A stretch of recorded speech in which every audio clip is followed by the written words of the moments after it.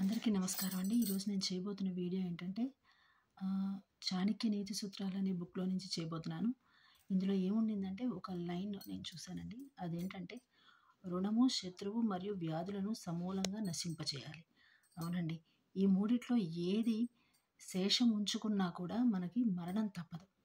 ఎందుకంటే రుణం తీసుకున్నామంటే ఎవరి దగ్గర నుంచైనా అది పీడిస్తుంది. వాళ్ళు ఇచ్చేదాకా ఒప్పుకోరు కదా. అందరికీ నా వీడియోలు నచ్చుతాయి అనుకుంటానండి. నచ్చితే కానీ లైక్, షేర్ అండ్ సబ్స్క్రైబ్ చేయండి.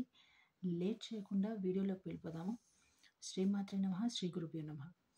ఈరోజు వీడియో ఏంటంటే రుణము, శత్రువు మరియు వ్యాధులను సమూలంగా నశింపచేయాలి.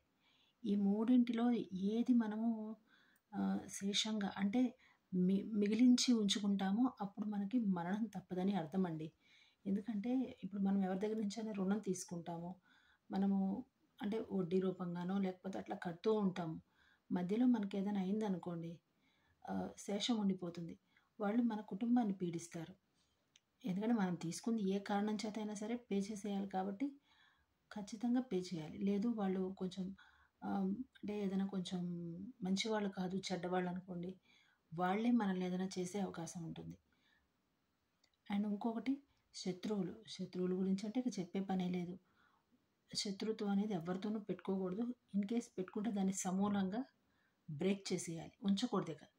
అయితే వాళ్ళైనా ఏదో ఒకటి కంప్లీట్ చేసేయాలి, లేదంటే మనమైనా ఏదో ఒకటి అయిపోవాలి. అలా ఈ రెండు పక్కలాను శేషం అనేది ఉంచుకోకూడదు. అసలు శత్రుత్వమే లేకుండా ఏదో ఒకటి సమూలంగా ఆ శత్రుత్వం అనే దాన్ని తీసేయాలి. ఇకపోతే వ్యాధులు, ఇక చెప్పేది ఏముంది. వ్యాధి అనేది వస్తే మాత్రం దాన్ని సమూలంగా తగ్గించే ప్రయత్నం చేయాలి, చిన్నదైనా పెద్దదైనా. లేదంటే మనకి మరణాన్ని చూపించి కానీ అది పోదనమాట.